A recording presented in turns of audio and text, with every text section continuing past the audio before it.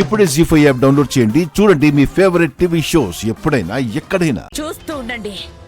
బంతి ఎంత స్పీడ్ గా అయితే వెళ్లి గోడకు తగిలి వెనక్కొస్తుందో అంతకన్నా రెట్టింపు వేగంతో తిరిగి ఇదే కాలనీలోకి వస్తా.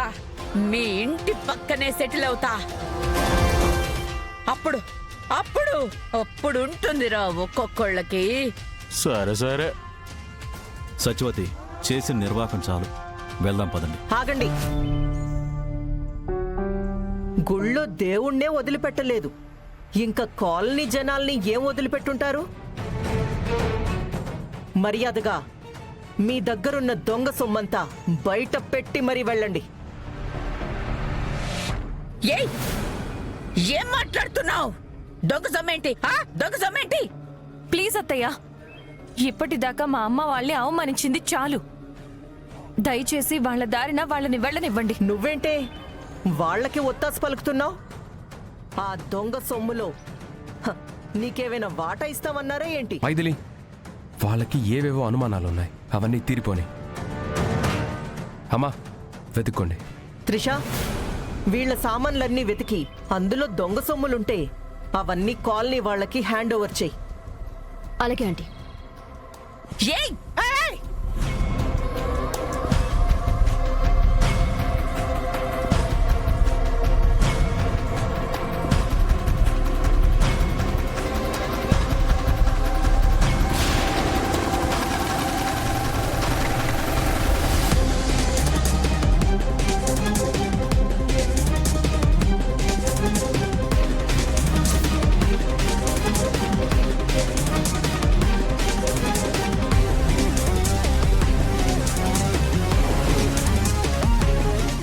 ఇలా ఇవ్వు.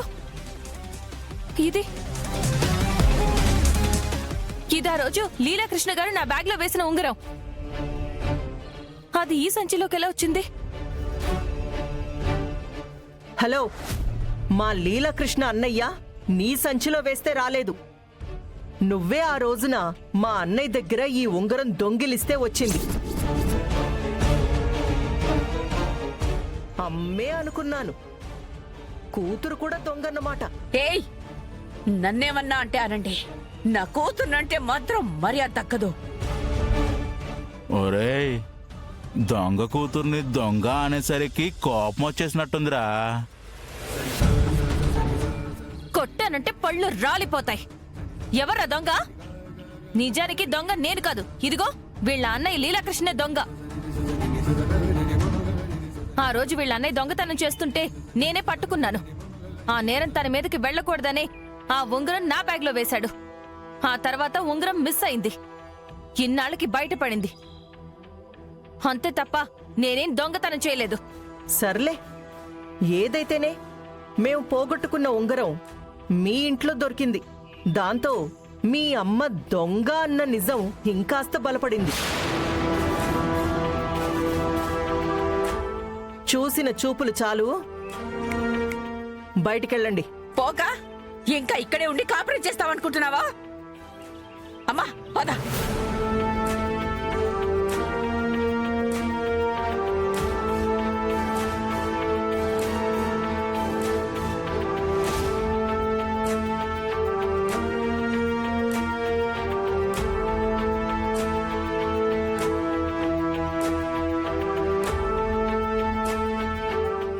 సత్యవత ఆంటీ, బాయ్. ఆండాలమ్మమ్మ, బాయ్.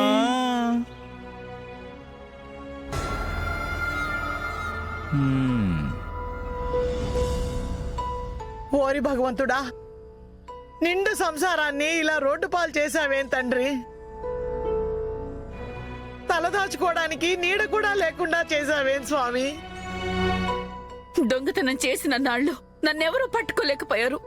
కానీ ఈ రోజు ఏ దొంగతనం చేయకుండానే నేరం మోపి నన్ను నడివీధిలోకి గెంటేశారు. ఇదంతా హల్వాగాడే చేశాడు. నడివీధిలోకి నెట్టింది ఆ హల్వా రోజు ఆ శంకర కాదు సత్యవతి. గతంలో నువ్వు చేసిన దొంగతనాలే ఈ రోజు నిన్ను, ఈ కుటుంబాన్ని నడివీధిలో నిలబెట్టాయి. నువ్వే కనుక ఈ తప్పు చేసి ఉండకపోతే ఈ రోజు మనకు ఈ పరిస్థితి వచ్చుండేది కాదు. అంటే అందరితో పాటు మీరు కూడా నన్నే అంటున్నారా? అనండి, ఏ చేస్తాం, అంత నా కర్మ. అమ్మా మీరేం టెన్షన్ పడకండి.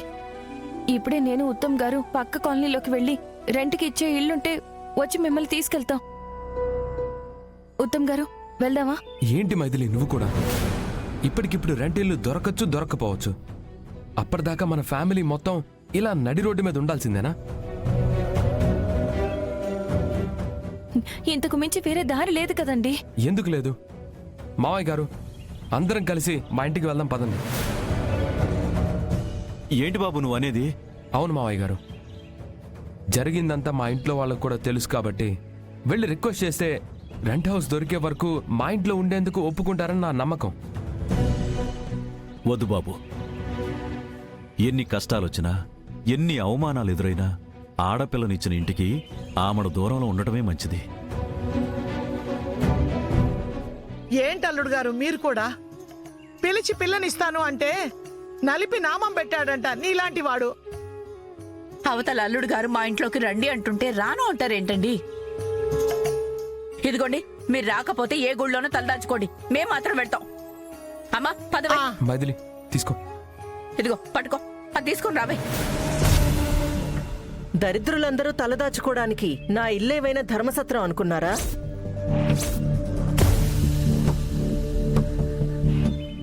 ఈ దొంగ మా కాలనీలో ఉండకూడదని కాలనీ వాళ్లంతా కలిసికట్టుగా దీన్ని కాలనీ నుంచి వెలివేస్తే నేనెలా నా ఇంట్లో ఉండనిస్తాననుకున్నారు?